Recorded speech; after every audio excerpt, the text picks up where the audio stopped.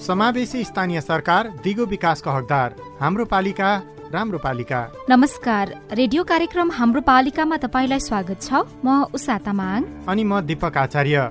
CIN मार्फत सामुदायिक रेडियोबाट देशैभरि CINखबर.com र मोबाइल एप CINमा पनि चाहेको बेलामा विश्वभरि नै कार्यक्रम हाम्रो पालिका सुन्न सकिन्छ।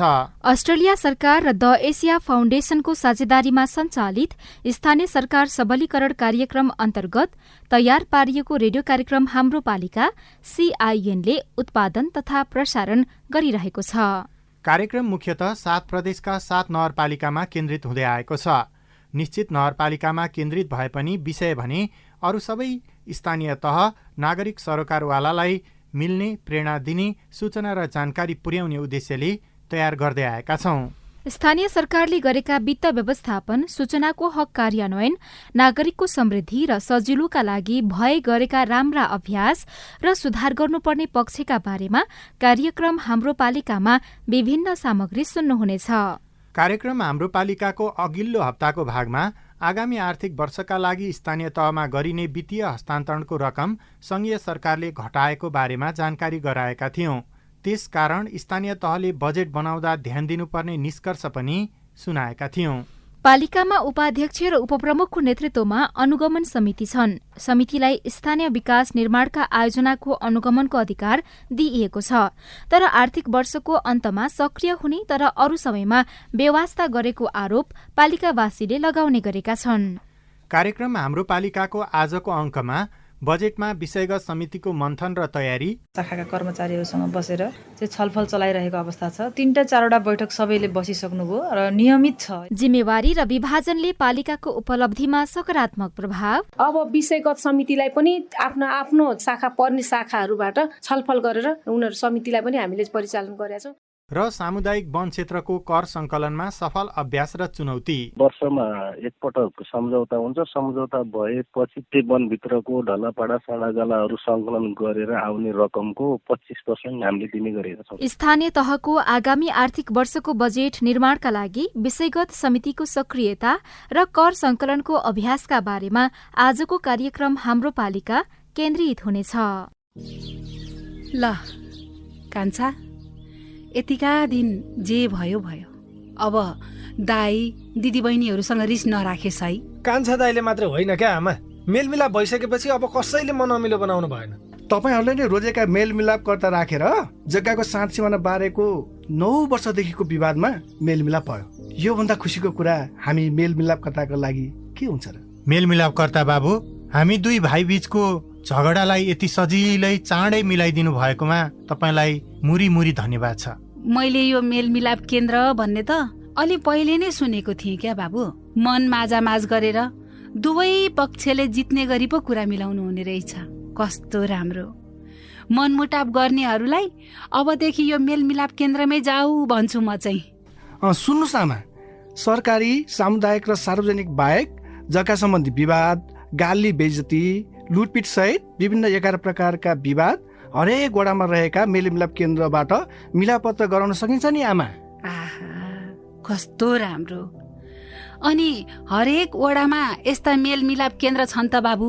छन् नि आमा, किन नहुनु। कुनै कुनै वडामा 2 वा त्यसभन्दा धेरै पनि छन्। विवादका पक्ष र विपक्षका व्यक्तिले चाहेको मेलमिलाप केन्द्रबाट निकास खोज्न सकिन्छ।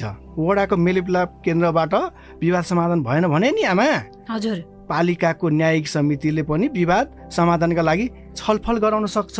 आहा, यति भएपछि त गाउँघरको झगडा गाउँमै हाँसु खुसीका साथ मिल्ने भइहाल्यो नि, होइन त? हो नि आमा। अस्ट्रेलिया सरकार र द एसिया फाउन्डेसनको साझेदारीमा सञ्चालित स्थानीय सरकार सबलीकरण कार्यक्रम र अकोराब नेपाल। आगामी आर्थिक वर्षको बजेट निर्माणको क्रममा स्थानीय तहले अहिले 5औं चरणको काम गरिरहेका छन्। एकीकृत बजेट तथा कार्यक्रम तर्जुमाको काम जेठ 15 देखि असार 15 सम्ममा सक्नुपर्ने हुन्छ। जेठ 25 गतेभित्र विषयगत समितिमा छलफल र प्राथमिकता निर्धारण तथा सांकेतिकरणको काम पालिकाले सक्नुपर्ने व्यवस्था छ। बजेट, राजस्व, व्यय तथा वित्तीय व्यवस्था तथा वार्षिक विकास कार्यक्रमको प्रस्ताव जेठ मसान्तसम्ममा तयार भइसक्नुपर्छ। कतिपय स्थानीय तहले स्थानीय सरकार सञ्चालन ऐनमा भएको व्यवस्था अनुसार बजेट निर्माणको काम गरिरहेका छन्। कतिपय नगरपालिकाको बजेट निर्माणको काम भने ऐन, विधि र व्यवस्थासँग तालमेल खाएको देखिँदैन।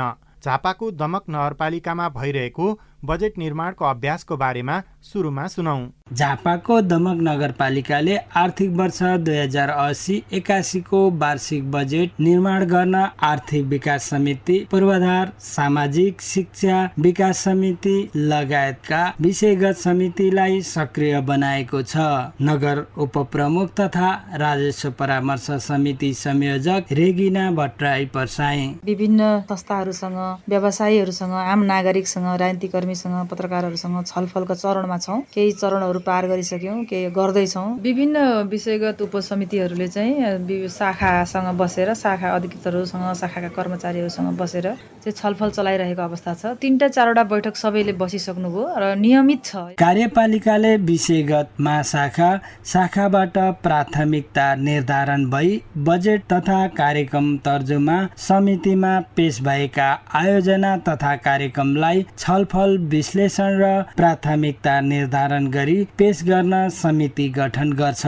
दमक नगरपालिकाको कार्यपालिका सदस्य साथै बजेट सीमा निर्धारण समिति सदस्य लोकबहादुर धिमाल आर्थिक पहिचान अथवा बजेटको पहिचान गर्ने एउटा समिति छ। त्यो समितिले त्यसको पहिचान गरिरहेको छ। त्यसको रिपोर्ट अनुसार नै अब बजेट समिति एउटा गठन भएको छ। पहिचान गरेर आएका बजेटहरूलाई समायोजन गरेर बजेट निर्माण गर्ने कामहरू भइरहेको छ। जेठ महिनाको अन्त्यसम्म छलफल सक्ने गरी तयारी भएको बताउँदै समितिका सदस्य तथा दमक 7 का वार्ड अध्यक्ष भीम पौडेल यो हामीले चाहिँ जेठ मसान्त भित्रमा टोटली चाहिँ जति पनि वडाका चाहिँ बजेटका सिलिङहरू र यो उसको नगरले बनाउने कुरा गरेर हामी चाहिँ आगामी यो 10 गतेको उसमा नगरसभामा चाहिँ पेश गर्नको लागि तयारी गरेका छौँ। कार्यपालिकाले तोकेको विषयगत क्षेत्र हेर्ने कार्यपालिका सदस्यहरूको संयोजकत्वमा गठन हुने समितिमा कार्यपालिका सदस्यहरू मध्ये महिला, दलित वा अल्पसंख्यक समेतको प्रतिनिधित्व हुने गरी अध्यक्ष वा प्रमुखले तोकेको 2 जना सदस्य रहने व्यवस्था छ। दमक 6 का वार्ड अध्यक्ष टेकबहादुर थापा कुन कुन क्षेत्रमा कसरी जाने भन्ने र त्यसलाई कार्यक्रमलाई कसरी व्यवस्थापन गर्ने भन्ने कुराहरू तयारी हुन्छ। टोलबाट जुन सिफारिस भएर आएका योजनाहरू छन् त्यो चाहिँ हामीले कार्यपालिकामा पेश गर्नको निम्ति नगरपालिकालाई पठाइसकेको अवस्था छ। दमक नगरपालिकाको चालु आर्थिक वर्ष 79-80 को कुल बजेट 1,63,40,00,000 छ। मनकुमार गदाल, CIN, दमक, झापा। वार्षिक योजना सहभागितामूलक योजना तर्जुमा प्रक्रिया अनुसार चरणबद्ध रूपमा गर्नुपर्ने हुन्छ। त्यसका लागि कानूनले विभिन्न संस्थागत संयन्त्रको व्यवस्था गरेको छ। स्थानीय राजस्व परामर्श समिति, स्रोत अनुमान तथा बजेट सीमा निर्धारण समिति, ओडा समिति, विषयगत समिति र बजेट तथा कार्यक्रम तर्जुमा समितिले बजेट निर्माणमा विशेष भूमिका खेल्नुपर्छ। संवैधानिक प्रावधान अनुसार प्रत्येक वर्ष असार 10 गते स्थानीय सरकारले बजेट ल्याउनुपर्छ। निर्धारित समयमा नै बजेट ल्याउन धनुषाको मिथिला नगरपालिकाले जनप्रतिनिधि, विषयगत समिति र कर्मचारीको जिम्मेवारी समेत बाँडफाँड गरेको छ। संवैधानिक प्रावधान अनुसार प्रत्येक वर्ष असार 10 गते स्थानीय सरकारले बजेट ल्याउनु पर्छ। निर्धारित समयमा नै बजेट ल्याउन धनुषाको मिथिला नगरपालिकाले जिम्मेवारी बाँडफाँड गरेको छ। यही जेठ 25 गते भित्र नीति, कार्यक्रम र बजेटको सीमा निर्धारण गरेर पालिकामा प्रस्तुत गर्ने तयारीमा रहेको लेखा शाखाका प्रमुख गणेश भण्डारीको भनाइ छ। कार्यक्रमहरू तर्जुमा गर्ने र त्यही अनुसार चाहिँ नीति तर्जुमा गर्ने गरी चाहिँ हामीले समिति गठन गरेका छौँ र त्यही समितिले चाहिँ सबै वडा कार्यालयहरूसँग, सबै वडा समितिहरूसँग, सबै शाखा विषयगत समिति शाखाहरूसँग चाहिँ समन्वय गरेर चाहिँ हाम्रो कामहरू, बजेट निर्माण, नीति कार्यक्रम निर्माण कामहरू अगाडि बढिसकेको छ। आगामी वर्षको बजेट निर्माणको क्रममा बजेट पूर्व तयारीका चरणको काम सकिएको पालिकाको दाबी छ। नगरपालिकाले आम नगरवासीसँग पनि बजेटका लागि सुझाव संकलन गर्न सूचना निकालेको छ। प्रशासन शाखाका प्रमुख दिपेश काफले बजेट पूर्व तयारीको चरणहरूमा लगभग काम हाम्रो सम्पन्न भइसकेको छ। विषयगत क्षेत्रहरू पहिले विभाजन भएर बसिसकेको हुनाले त्यसका चाहिँ छलफलहरू चरणबद्ध छलफलहरू भइसकेको। नीति तथा कार्यक्रम निर्माण गर्नको लागि यस मिथिला नगरपालिकाले आम नगरवासीहरूसँग सुझाव सङ्कलनको लागि चाहिँ एउटा सूचना पनि जारी गरेको अवस्था छ। अब बस्ती टोलहरूबाट चाहिँ बजेट आउने प्रक्रिया यो चाहिँ हाम्रो वडा समिति मार्फत आउने भएको हुनाले उहाँहरू त्यो प्रक्रियामा हुनुहुन्छ। नगरपालिकाले पठाएको सीमा र योजना अनुसार नै पालिकाको 11वटै वडाका बस्ती र टोल तहमा छलफल गरी अनुमानित बजेट बनाउने काम भइरहेको छ। मिथिला नगरपालिका वडा नम्बर 3 का अध्यक्ष राम एकबाल महतो। नगरपालिकाले जुन बजेट हामीलाई पठाएछन् त्यो बजेटलाई योजना राख्दाखेरि गाउँ टोल भएर भेला गराएर बजेट विनियोजन गर्छौं। प्रत्येक टोल गाउँबाट पुग्ने गरी जति बजेट छन् त्यसलाई सञ्चालन गर्नुलाई योजनामा राखेका छौं। नगरपालिकामा उपमेयर सुनिता सिंह बुढाथोकीको संयोजकत्वमा रहेको बजेट तथा कार्यक्रम तर्जुमा समितिको गत ज्येष्ठ 18 गते बसेको बैठकले बजेटका लागि सुझाव मागेको थियो। उपमेयर बुढाथोकी अब विषयगत समितिलाई पनि आफ्नो शाखा पर्ने शाखाहरूबाट छलफल गरेर उनीहरू समितिलाई पनि हामीले परिचालन गरेका छौं। नगरपालिका आगामी आर्थिक वर्षका लागि संघ सरकार र प्रदेश सरकारबाट पाउने अनुदान, पालिकाको आन्तरिक आय र चालु आर्थिक वर्षका खर्च हुन नसकेका र सञ्चित कोषमा रहेका रकम मिलाएर बजेट ल्याउने तयारी गरेको छ। विनोद महतो, CIN रेडियो स्वागतम, धनुषा। स्थानीय सरकारले बजेट बनाउँदा आर्थिक विकास तथा गरिबी निवारणमा प्रत्यक्ष योगदान पुग्ने, उत्पादनमूलक तथा छिटो प्रतिफल प्राप्त गर्न सकिने, जनताको जीवनस्तर, आमदानी र रोजगार बढ्ने योजनामा जोड दिनुपर्ने स्थानीय सरकार सञ्चालन ऐनमा उल्लेख छ। स्थानीय बासिन्दाहरूको सहभागिता जुट्ने, स्वयंसेवा परिचालन गर्न सकिने तथा लागत कम लाग्ने योजनामा पनि ध्यान दिइनुपर्छ। महिला, बालबालिका तथा पिछडिएका वर्ग, क्षेत्र र समुदायलाई प्रत्यक्ष लाभ पुग्ने, लैङ्गिक समानता र सामाजिक समावेशीकरण अभिवृद्धि हुने बारेमा पनि सोच विचार गर्नुपर्दछ। दिगो विकास, वातावरणीय संरक्षण तथा सम्वर्धन गर्न सघाउ पुर्याउने, भाषिक तथा सांस्कृतिक पक्षको जगेर्ना र सामाजिक सद्भाव तथा एकता अभिवृद्धिमा सहयोग पुर्याउने बजेट पालिकाहरूले बनाउनु पर्दछ। हिजोआज प्राय सबै स्थानीय तहको जोड प्रविधिको प्रयोग मार्फत नागरिकलाई सेवा सुविधा बढाउने भन्नेमा छ। यो अवधारणा अनुसार पूर्वाधारको विकास गर्नुपर्ने भए पनि सबै पालिकाले गरेको अभ्यास पूर्ण भइसकेको छैन। तर स्याङ्जाको वालिङ नगरपालिकाले भइरहेको सेवालाई अझ प्रभावकारी बनाउने बारेमा छलफल चलाइरहेको छ। स्याङ्जाको वालिङ नगरपालिकाले आगामी आर्थिक वर्षको बजेट बनाउन तयारी गरिरहँदा सूचना र प्रविधि पनि प्राथमिकतामा छ। नगरपालिकाले चालु आर्थिक वर्षमा 30 लाख बजेट सूचना प्रविधिमा खर्च गरिरहँदा आउँदो वर्ष के कस्ता पक्षमा सुधारको तयारी हुँदैछ त सूचना प्रविधि शाखा प्रमुख इन्जिनियर प्रकाश अर्याल। इफेक्टिभ तरिकाले लानलाई नागरिकलाई एउटा डिजिटल लिटरेसीको ट्रेनिङहरू सञ्चालन गर्ने, साथै घर अथवा स्कुल गएर त्यसलाई क्लब गठन गरेर उहाँहरूलाई चाहिँ शिक्षित बनाएर आइसिटी सम्बन्धी तालिमहरू जेनेरेट गर्यो भने यो इफेक्टिभ तरिकाले जान्छ। र अब आगामी दिनहरूमा यसलाई अझै सिस्टमलाई सेक्युरिटीको कुरा अनि यसलाई म्यानेजका कुरा अनि यसको अलिकति नेपाल सरकारको सर्भरसित लिङ्क गरेर यसलाई चाहिँ अझै प्रभावकारी ढङ्गले अगाडि लाने कुरा चाहिँ हामीले मेन प्रायोरिटीमा राखेका छौँ। पालिकावासीले 22 प्रकारका सेवा लिन हिजो आज कार्यालयमा आउन पर्दैन। उनीहरूले विभिन्न एप्स मार्फत राजस्व तथा अन्य रकमहरू भुक्तानी गर्न मिल्ने व्यवस्था मिलाइएको छ।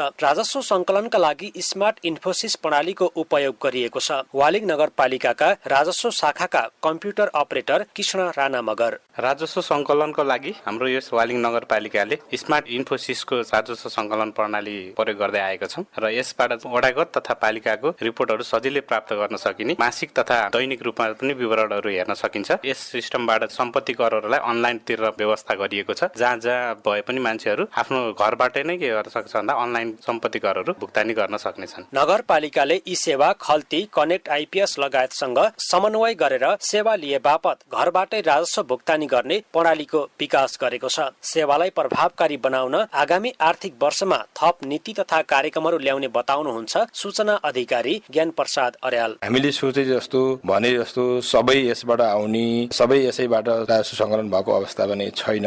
वालिङवासी सबै नागरिकहरू अब प्रविधि मैत्री बनिसक्नु भएको अवस्था चाहिँ छैन। कतिपय ठाउँमा र समय समयमा नेटको पनि समस्या देखिया छ। नेटको कारणले पनि अब भनेको समयमा उहाँहरूले राजस्व बुझाउन सक्नु भएको छैन। यी कुराहरूलाई हामीले बिस्तारै सुधार गर्दै जाने, अब सबै नागरिकलाई 20 वर्षे रणनीति अनुसार स्मार्ट सिटीको अवधारणा ल्याइरहेका छौँ। स्मार्ट सिटी बन्ने क्रममै रहेकोले यी सबै नागरिकलाई सो अवधिसम्म घरै घरैबाट अथवा चाहिँ जहाँ छ अथवा विदेशमा भएको साथीहरूले पनि बुझाउनु पर्ने कर दस्तुरहरू बुझाउन सक्ने नीति तथा कार्यक्रम र आगामी वर्षको बजेटमा पनि यसलाई समावेश गर्दै लैजाने हाम्रो प्रमुख लक्ष्य रहेको छ।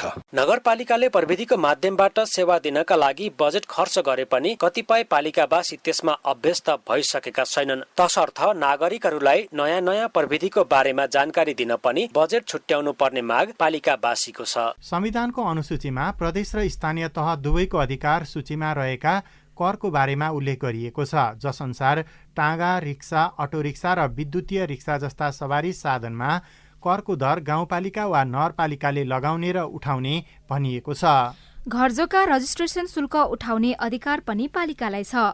मनोरञ्जन कर, विज्ञापन कर पनि स्थानीय तहले उठाउन पाउँछन्। चालु आर्थिक वर्षको कर संकलनको अभ्यास र सिकाइ बारे पाल्पाको तानसेन नगरपालिकाको अभ्यास बारे सुनौ। चालु आर्थिक वर्षमा 8 करोड रुपियाँ कर उठाउने तानसेन नगरपालिकाको लक्ष्य थियो, तर अहिलेसम्मको कर संकलनको अवस्था हेर्दा लक्ष्यमा पुग्न नसकिने हो कि भन्ने देखाएको छ। सूचना अधिकारी भरत प्रसाद आचार्य विभिन्न नयाँ क्षेत्रमा पनि कर असुलीको प्रयास राखेका छौँ, जस्तै बाली टोल करहरू, सडक छेउछाउमा रहेका चाहिँ समर्पण बनेका भवनहरूका समर्थनहरूका हामीले चाहिँ कर असुली गर्ने वातावरण बनाएका छौँ। अन्तर सरकारी वित्त व्यवस्थापन ऐन 2074 को दफा 3 को उपदफा 3 ले स्थानीय तहलाई राजस्व तथा सेवा शुल्क दस्तुर, पर्यटन शुल्क, दण्ड, जरिवाना जस्ता गैर कर राजस्व लगाउने र उठाउने अधिकार दिएको छ। तानसेन नगरपालिकाको आम्दानीको स्रोत मध्येमा पर्छ पर्यटन शुल्क। तानसेन नगरपालिकाका प्रवक्ता यादव सिंह कार्की विगतको वर्षहरूमा 5-6 लाखमा यो टेन्डरमा प्रक्रियाबाट जाने श्रीनगर भने अब तल लानेमा पनि 8-9 लाख भन्दा धेरैमा नगइरहेको अवस्थामा चाहिँ अहिले तानसेन नगरपालिकाले आफै कर्मचारीहरू त्यही भइरहेको कर्मचारीलाई व्यवस्थापन गरेर करिब अब मलाई लाग्छ यो 18 मसान्तसम्म 1 करोडको हाराहारीमा दुईटा श्रीनगर र रानीमलबाट राजस्व सङ्कलन गर्ने लक्ष्य राखेको छ। पालिकाले उठाउँदै आएका कर मध्ये हालसम्मको अवस्थामा सबैभन्दा धेरै कर श्रीनगर र रानीमहल क्षेत्रबाट करिब 78 लाख रुपियाँ रकम उठाएको छ भने मनोरञ्जन कर लगायतका विषयमा कर उठाउन पालिकालाई विभिन्न चुनौती देखिएको छ। एकजना नागरिक अगुवा राजेन्द्र भण्डारी स्थानीय तहले राजस्व उठाउने भन्दा केन्द्रीय बजेटलाई बढी प्राथमिकता दिएको देखिन्छ। केन्द्रीय बजेटलाई प्राथमिकता दिनभन्दा यहीँको राजस्व उठाएर यहीँको राजस्वलाई यहीँ परिचालन गर्न सके राम्रो हुन्थ्यो भन्ने लाग्छ। आगामी आर्थिक वर्षको लागि बजेट निर्माणको चटारो तानसेन नगरपालिकाका जनप्रतिनिधि र कर्मचारीलाई छ। राजस्वको व्यावहारिक दर कायम गर्ने र त्यसलाई कसरी 100% उठाउन सकिन्छ भन्ने रणनीति बनाउन पनि छलफल चलिरहेको उनीहरू बताउँछन्। Vijay Kumar Baudel, CIN radio Madan Pokhara, Palpa. विगतको तुलनामा चालु आर्थिक वर्षमा कर सङ्कलन कार्य प्रभावकारी हुन नसकेको जनप्रतिनिधिहरू नै स्वीकार गर्दछन्। आगामी दिनमा सुधार गर्नुपर्ने पक्षहरू के छन् त? हामीले सुर्खेतको वीरेन्द्रनगर नगरपालिकामा कार्यरत कर्मचारीलाई सोधेका छौँ।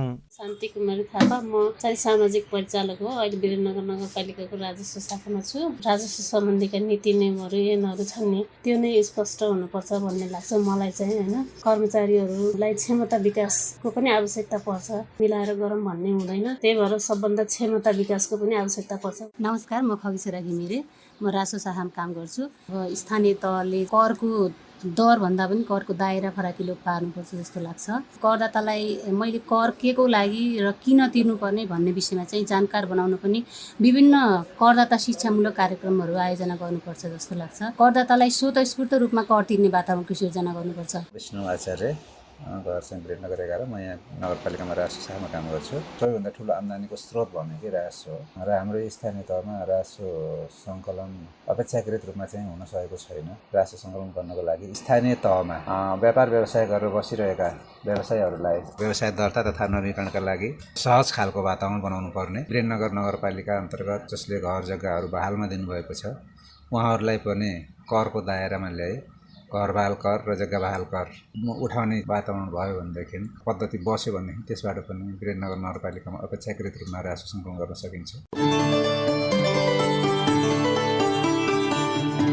तपाईँ यति बेला रेडियो कार्यक्रम हाम्रो पालिका सुन्दै हुनुहुन्छ। सामुदायिक सूचना नेटवर्क CINले उत्पादन तथा प्रसारण गरिरहेको कार्यक्रम हाम्रो पालिकाको आजको अङ्कमा स्थानीय तहको आगामी आर्थिक वर्षको बजेट निर्माणका लागि विषयगत समितिको सक्रियता र कर संकलनको अभ्यासका बारेमा चर्चा गरिरहेका छौं। तपाईको स्थानीय तहले गरेको काम कारबाही तपाईलाई कस्तो लागिरहेको छ सुनाउन मन छ भने 015260 मा फोन गरेर आफ्नो कुरा रेकर्ड गराउन सक्नुहुनेछ। स्थानीय तहको काम कारबाहीका बारेमा साझा खबर @gmail.com, हाम्रो फेसबुक पेज CIN खबर, ट्विटर ह्यान्डल @CIN खबरमा पनि लेख्न सक्नुहुन्छ। स्थानीय सरकार सञ्चालन ऐन 2075 को दफा 62 मा स्थानीय सरकारले सामुदायिक वनबाट राजस्व उठाउन सक्ने उल्लेख गरिएको छ। सामुदायिक वन उपभोक्ता समितिले वन पैदावार बिक्री तथा उपयोग सम्बन्धी आफ्नो वार्षिक कार्ययोजना बनाई गाउँपालिका तथा नगरपालिकाबाट स्वीकृत गराउनुपर्ने व्यवस्था रहेको छ। संहिता कार्यान्वयन भएको 5 वर्षमा ऐन अनुसारको अभ्यास भने प्रभावकारी हुन सकेको छैन। सामुदायिक वनले वन पैदावारको बिक्री बापत प्राप्त हुने रकमको 10% सम्बन्धित गाउँपालिका तथा नगरपालिकाको सञ्चित कोषमा जम्मा गर्नुपर्ने स्थानीय सरकार सञ्चालन ऐनले भनेको छ। कैलालीको टिकापुर नगरपालिकामा एउटा प्रस्तावित सहित 10 वटा सामुदायिक वन छन्। नगरपालिकालाई वर्षेनी दिँदै आएको सहयोगका बारे बताउँदै भैरवनाथ सामुदायिक वनका सचिव केशर बहादुर रावल, हामीले यो नगरपालिकालाई आम्दानीको 25% कर बुझाउँछौँ अनि वर्षमा एकपटक सम्झौता हुन्छ। सम्झौता भएपछि त्यो वनभित्रको ढलापाडा साँडागालाहरू सङ्कलन गरेर आउने रकमको 25% हामीले दिने गरेका छौँ। टिकापुर नगरपालिका मातहत 3 र प्रस्तावित सहित 7 वटा अन्य सामुदायिक वन सञ्चालित छन्। नगरपालिका मातहत सञ्चालन हुँदाका फाइदाका बारे टिकापुर नर्सरी सामुदायिक वनका अध्यक्ष नयन सिंह ठकुल्ला भन्नुहुन्छ। उपभोक्ताहरूको घरमा पाठा बाख्राहरू भैँसीहरू हामी अब कृषि सम्बन्धी भनौँ न, त्यो भएकोले फाइदा छ। घाँसको फाइदा छ, झालापाटाको फाइदा छ, दाउराको फाइदा छ। शुभ कार्य अशुभ कार्यमा दाउरा नभई भएन। नगरपालिका मातहत सञ्चालनमा रहेका सामुदायिक वनबाट प्रत्येक वर्ष वन पैदावार बिक्री गरे बापतको 25% रकम नगरपालिकाले उठाउने गरेको छ, तर अन्य सामुदायिक वनको भने उठाउन सकेको छैन। टिकापुर नगरपालिका राजस्व शाखा प्रमुख दिला जैसी, 10% बराबरको रकम अहिलेसम्म टिकापुर नगरपालिकाले पाएको छैन। त्यसको बारेमा माथिल्लो स्तरबाट नै पहल गर्ने हो र पहल गरेपछि मात्र उठाउने हो भन्ने कुरो भएको छ। त्यो रकम चाहिँ हामीले पाएका छैनौँ र हामीले उठाएका पनि छैनौँ। टिबिस हस्तान्तरण हुने बित्तिकै जुन 3 वटा वन छन्, जस्तै घरैया वन संरक्षण समिति, भैरवनाथ वन संरक्षण समिति र टिकापुर वन संरक्षण समिति छन्। ती वन संरक्षण समितिलाई वन पैदावार बिक्री गरेको प्राप्त रकम 25% बराबरको चाहिँ रकम हामीले दिएका छौँ। टिकापुर नगरपालिकाले प्राप्त गरेको छ। वन पैदावार बिक्रीबाट आउने रकमको 10% नगरपालिकाले पाउने ऐनको व्यवस्था 7 वटा वनले दिइरहेका छैनन्। यस विषयमा नगरपालिकाले आगामी आर्थिक वर्षका लागि नयाँ तरिकाले काम गर्ने सोच बनाएको छ। टिकापुर नगरपालिकाका उपप्रमुख तथा स्थानीय राजस्व परामर्श समिति संयोजक खडक बहादुर शाह, टिकापुर नगरपालिकाको मातहतमा रहेका जे जति सामुदायिक वनहरू छ, त्यो सामुदायिक वनको सन्दर्भमा हामीले अब नयाँ आर्थिक वर्षमा नयाँ सिराबाट नयाँ योजनाका साथमा अगाडि बढ्ने सोचिरहेका छौँ। पालिकाले राजस्व उठाउनमा कडाई गर्ने रणनीति बनाइरहँदा सामुदायिक वनका पदाधिकारी भने दोहोरो तेहोरो कर तिर्नु परेको भन्दै पन्छिन खोजिरहेका छन्। Ishwar Saud, CIN, Tikapur FM, Kailali. सामुदायिक वन क्षेत्रबाट कर उठाउन पाउने व्यवस्था ऐनमा भए पनि प्राय वनले रकम बुझाउन आनाकानी गरिरहेका छन्। यसको कारण र समस्या समाधानका उपायका बारेमा हामीले सामुदायिक वन उपभोक्ता महासंघका अध्यक्ष ठाकुर भण्डारीसँग कुराकानी गरेका छौं। संघीय सरकारले केही नेपाल संशोधन ऐनमा चाहिँ 10% कर लिनु भनेर व्यवस्था गरिदियो। स्थानीय सरकारलाई वन सम्बन्धी अरू कुनै अधिकार छैन। वन सङ्घमा छ, प्रदेशमा छ, उसले जिल्ला पनि चिन्दैन, पालिका पनि चिन्दैन। हामीले भन्यौँ पालिकामा अब वन सेवा पाउनुपर्छ, उपभोक्ता समूहले पालिकामा वन प्राविधिक राख्न पाउनुपर्छ, पालिकाबाट हामीले त्यो खालको सहयोग पाउनुपर्छ भनिरहेको बेलामा संघीय सरकारले चाहिँ पालिकालाई चाहिँ 10% कर लिनु भन्यो, तर उसले अरू अधिकार दिएन। 3 वटा कर चाहिँ के नाममा लिन्छ? पालिकाले चाहिँ 10% कर लिन्छ वन पैदावारबाट। त्यो पालिकालाई लिने भनेर केही नेपाल संशोधन ऐन अन्तर्गत स्थानीय सरकार सञ्चालन ऐनमा व्यवस्था गरिदिएको छ।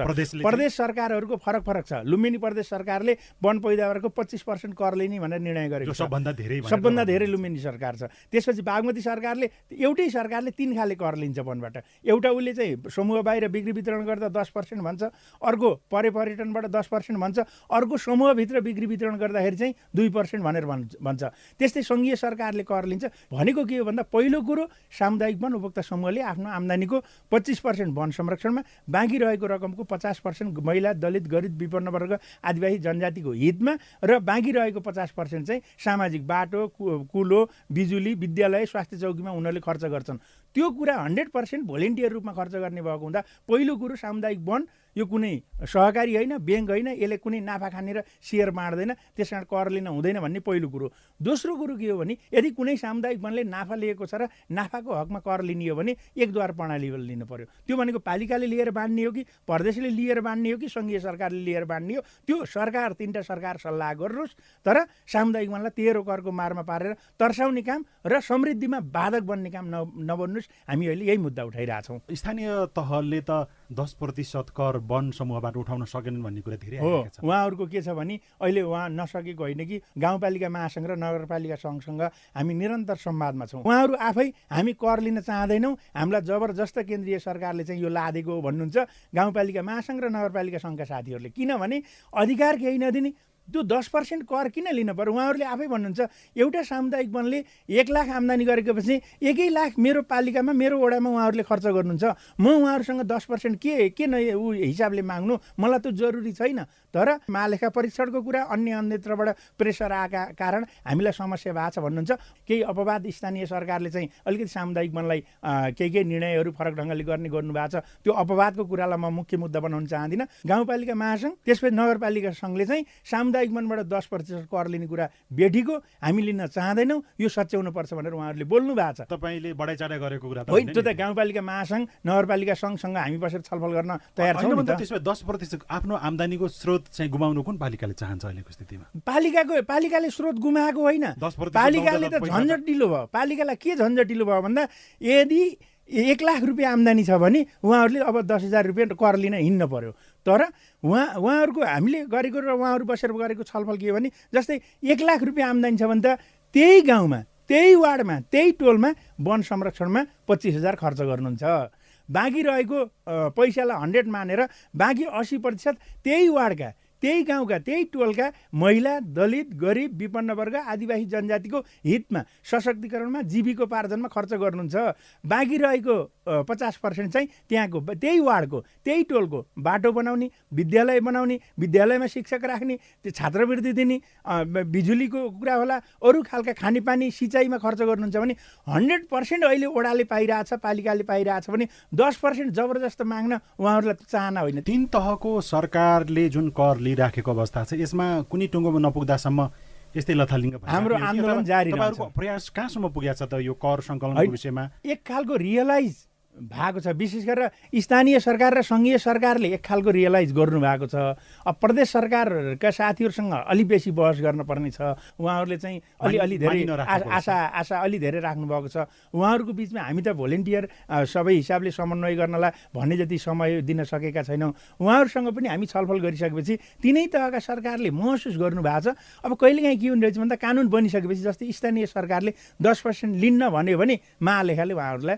समाउँछ भन्नुहुन्छ, भनिसकेछ, त्यो बाध्यता भयो नि त। त्यसमा नचाहँदै पनि जबरजस्त कानुन बनाएर गरे नगरे म तँलाई कारवाही गर्छु भन्ने परिपाटीको अन्त्य हुनका निम्ति यो छलफल र संवाद हाम्रो निरन्तर छ। अब हामी फेरि पनि सरकारसँग, राजनीतिक नेतृत्वसँग छलफल गर्छौँ। यदि उहाँहरूले सुन्नु भएन भने फेरि पनि जनतालाई जगाउने, जनतालाई सचेत गराउने काम बाहेक हाम्रो अरू के हुनसक्छ र त्यो पाटोमा हामी तयारी छौँ। स्थानीय सरकारले सामुदायिक वनबाट राजस्व उठाउन सक्ने व्यवस्था ऐनमा भए पनि वनका पदाधिकारीहरूले त्यो व्यवस्था कार्यान्वयन गर्न आनाकानी गरिरहेका छन्। प्रदेश, सङ्घ र स्थानीय तह गरी तिनै तहले वनबाट कर लिन नहुने अडान सामुदायिक वनसँग सरोकार राख्नेहरूको छ। र जेठ मसान्तसम्ममा बजेटलाई अन्तिम रूप दिनका लागि विषयगत समितिले काम गरिरहेका छन्। तर कतिपय विषयगत समितिको काम कारबाही प्रभावकारी हुन सकेको छैन।